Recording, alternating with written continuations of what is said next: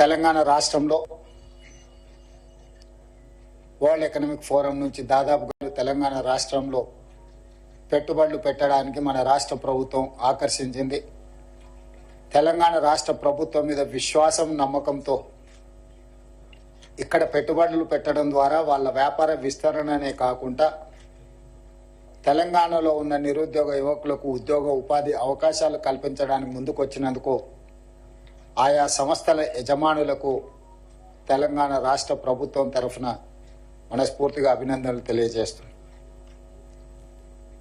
ప్రభుత్వం ఏర్పడి 14 నెలలు పూర్తిగా వస్తున్న సందర్భంలో మా ప్రభుత్వం సాధించిన విజయాలలో ఈ విజయం అత్యంత కీలకమైన విజయం. తెలంగాణ రాష్ట్ర ప్రభుత్వం మీద, హైదరాబాద్ నగరంలో పెట్టుబడుల మీద అపోహలు, అనుమానాలు సృష్టిస్తూ వాళ్ళ అనుచరులతో లేదా వాళ్ళ దగ్గర ఉన్న అక్రమ నిధులతో విష ప్రచారం చేయడం ద్వారా తెలంగాణ ఆర్థిక వ్యవస్థ మూలాలను దెబ్బతీయాలని కొంతమంది కుట్రలు చేస్తుంటే ఈ కుట్రలను తిప్పికొట్టడం ద్వారా తెలంగాణ రాష్ట్రంలో మేము పెట్టుబడులు పెడతాం, తెలంగాణ రాష్ట్ర ప్రభుత్వం మీద మాకు సంపూర్ణమైన విశ్వాసం ఉన్నదని ప్రపంచ దిగ్గజాల యజమానులు, ప్రపంచ దిగ్గజాలైన కంపెనీలు మన రాష్ట్రంలో పెట్టుబడులు పెట్టి ఈ పెట్టుబడుల ద్వారా వేలాది ఉద్యోగాలు, ఉపాధి అవకాశాలు కల్పించడానికి ముందుకు వచ్చినారు. కుట్రలను, కుతంత్రాలను అన్నిటిని కూడా పటాపంచలైన ఈరోజు మా ప్రభుత్వం మీద వారు వ్యక్తపరిచిన విశ్వాసం, నమ్మకం ఈనాటిది కాదు. ఆనాడు 2004 నుంచి 2014 వరకు ఆ ప్రభుత్వం తీసుకున్న నిర్ణయాలు, కొనసాగించిన విధి విధానాలు, ఈ విధి విధానాలకు 1991లో పివి నరసింహారావు గారు సరళీకృత విధానాలని దేశంలో ప్రవేశపెట్టడం ద్వారా అభివృద్ధి వేగవంతంగా జరగాలి, ఈ దేశం సంపన్న దేశంగా మారాలి అని పివి నరసింహారావు గారు ప్రవేశపెట్టిన సరళీకృత విధానాలను తిరిగి మన్మోహన్ సింగ్ గారు వాటిని వేగంగా కొనసాగించడము, ప్రభుత్వాలు మారిన, పాలకులు మారిన, పెట్టుబడులకు రక్షణ కల్పించడం, పెట్టుబడులను ప్రోత్సహించడం అనే విధానం నుంచి ఏ రోజు కాంగ్రెస్ పార్టీ పక్కకు జరగలేదు. అందుకే 2004 నుంచి 2014 వరకు 10 సంవత్సరాలు ఈ దేశంలో సమూలమైన ఆర్థిక సరళీకృత విధానాలను అమలు చేయడం ద్వారా ప్రపంచానికి ఒక నమ్మకాన్ని, విశ్వాసాన్ని కలిగించిన బలమైన నాయకత్వం కాంగ్రెస్ నాయకత్వం. ఆ కాంగ్రెస్ నాయకత్వంలో ఏర్పడ్డ తెలంగాణ రాష్ట్ర ప్రభుత్వం పట్ల 13-14 నెలల్లోపనే సంపూర్ణమైన విశ్వాసం చూపించి 1,80,000 కోట్ల రూపాయలను తెలంగాణ రాష్ట్రంలో అంతర్జాతీయ స్థాయి సంస్థలు పెట్టుబడులు పెట్టడము, ఇది నిరంతర ప్రక్రియ. నిరంతరం మా ప్రభుత్వం చేసిన కృషిని, మా ప్రభుత్వం పాటిస్తున్న విధానాలను రాజకీయ పరమైన అంశాలలో విభేదించిన రాష్ట్ర అభివృద్ధి విషయంలో 2004 కంటే ముందు తెలుగుదేశం పార్టీ అమలు చేసిన విధానాలు రాష్ట్ర ప్రయోజనానికి అనుకూలంగా ఉంటే ఆనాడు వాటిని కొనసాగించినాం. ఈనాడు గత ప్రభుత్వం ఏదైనా ఉపయోగపడే అంశాలలో నిర్ణయం తీసుకుంటే కూడా తెలంగాణ రాష్ట్ర ప్రజలకు ప్రయోజనం చేకూరుతుంది అనుకుంటే ఆ విషయంలో రాజకీయ వివాదాలకు వెళ్లకుండా విధానాలను కొనసాగిస్తూనే ఇంకా స్పష్టంగా, నమ్మకంగా విధానాల రూపకల్పనలో ఒక నిర్దిష్టమైన ప్రణాళికను తీసుకొని తెలంగాణ రాష్ట్ర ప్రభుత్వం ముందుకు వెళ్ళింది. కాబట్టి ఈ రోజు ఈ దిగ్గజాలు తెలంగాణ రాష్ట్రంలో పెట్టుబడులు పెట్టినరు.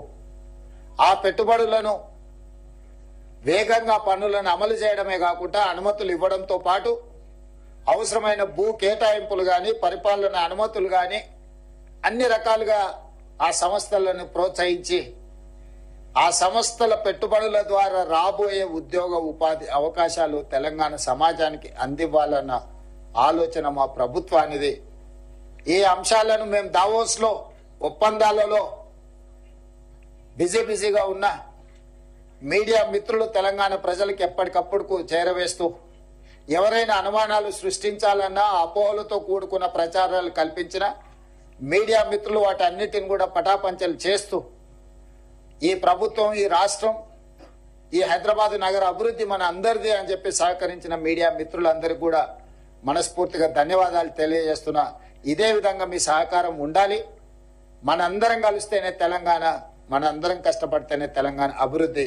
మనందరం ఈ తెలంగాణ పునర్నిర్మాణంలో భాగస్వాములు కావాలి. భవిష్యత్తులో ఇంకా తెలంగాణ ఈ దేశంలోనే అత్యధిక ఆదాయం కలిగిన రాష్ట్రంగా మారాలి. ఈరోజు తెలంగాణ రాష్ట్రాన్ని $1 ట్రిలియన్ ఎకానమీకి తీసుకెళ్లాలని మేము నిరంతరం కృషి చేస్తున్నాము. ఈరోజు పర్ క్యాపిటా ఇన్కమ్ లో దేశంలోనే తెలంగాణ రాష్ట్రం మొదటి స్థానంలో ఉన్నది. దీన్ని కొనసాగించి భవిష్యత్తులో ఇంకా పెట్టుబడులను తీసుకొచ్చి తెలంగాణ రాష్ట్రాన్ని అభివృద్ధి పదం వైపు నడిపిస్తామని చెప్పి మీ అందరికీ మనస్ఫూర్తిగా తెలియజేస్తూ, వాటికి సంబంధించిన వివరాలు, ఒప్పందాలకు సంబంధించిన వివరాలు, అదేవిధంగా మిత్రుడు శ్రీధర్ బాబు గారు గుర్తు చేసినట్టు సింగపూర్ ప్రభుత్వంతో స్కిల్ డెవలప్మెంట్ విషయంలో ఒక ఒప్పందాన్ని చేసుకున్నాం. ఐటీఈ, ఇన్ఫర్మేషన్ టెక్నాలజీ ఎడ్యుకేషన్కి సంబంధించి సింగపూర్లో 10th చదువుకున్న తర్వాత పిల్లలందరికీ కూడా సాంకేతిక నైపుణ్యాన్ని అందించడం ద్వారా ప్రపంచంతోనే పోటీ పడే నిష్ణాతులను సింగపూర్ సంస్థ తయారు చేస్తుంది. అందుకే ఈరోజు తెలంగాణ రాష్ట్ర ప్రభుత్వం వాళ్ళతో ఒప్పందాలు చేసుకొని ఇక్కడ చదువుకునే విద్యార్థులను కూడా అక్కడికి తీసుకెళ్లి వాళ్ళ ఐటీఈలో శిక్షణ ఇచ్చే విధంగా అక్కడి నుంచి కూడా విద్యార్థులను ఇక్కడికి తీసుకురావడం ద్వారా మన సంస్థల్లో కూడా వాళ్ళ విద్యార్థులు కొంతకాలం వచ్చి ఇక్కడ మన విద్యార్థులతో కలిసిమెలిసి చదువుకుంటే సాంకేతిక నైపుణ్యం పెరుగుతుంది, మన వాళ్ళకు కూడా అవగాహన పెంపొందుతుంది. తద్వారా ఎంతో లక్షలాది మంది ఈ తెలంగాణ రాష్ట్రంలో సాంకేతిక నైపుణ్యం లేక నిరుద్యోగులుగా ఉన్నారో వాళ్ళందరికీ ఉద్యోగ ఉపాధి అవకాశాలు కల్పించడానికి సింగపూర్ రాష్ట్ర ప్రభుత్వ ఆధ్వర్యంలో నడుస్తున్న ఐటీతో కూడా తెలంగాణ రాష్ట్ర ప్రభుత్వం ఒప్పందాలు చేసుకోవడం జరిగింది. అందుకే ఆ ఒప్పందంలో తెలంగాణ రాష్ట్రం ప్రతిష్టాత్మకంగా భావించిన young India skills university vice chancellor తో పాటు ఉన్నతాధికారులు అందరూ కూడా ప్రత్యక్షంగా పాల్గొని ఒప్పందాలు చేసుకోవడం జరిగింది. సింగపూర్ రాష్ట్ర ప్రభుత్వానికి సంబంధించిన మంత్రులతో చర్చించడం, సాంకేతిక నైపుణ్యాన్ని ఇచ్చిపుచ్చుకోవడం ద్వారా మనము సింగపూర్ ప్రభుత్వం కలిసి పనిచేయాలని కూడా ఒక ఒప్పందానికి వచ్చినాం. అది భవిష్యత్తులో మన సాంకేతిక నైపుణ్యాన్ని వేగంగా పెంపొందించడానికి ఉపయోగపడుతుంది. ఇవన్నీ కూడా తెలంగాణ రాష్ట్ర అభివృద్ధి కోసం ప్రభుత్వం తీసుకుంటున్న నిర్ణయాలు. ఈ నిర్ణయాలను అన్నిటిని కూడా యువకులకు, ముఖ్యంగా ప్రజలకందరూ కూడా చేరవేస్తున్న మీకు అందరికీ మనస్ఫూర్తిగా ధన్యవాదాలు తెలియజేస్తూ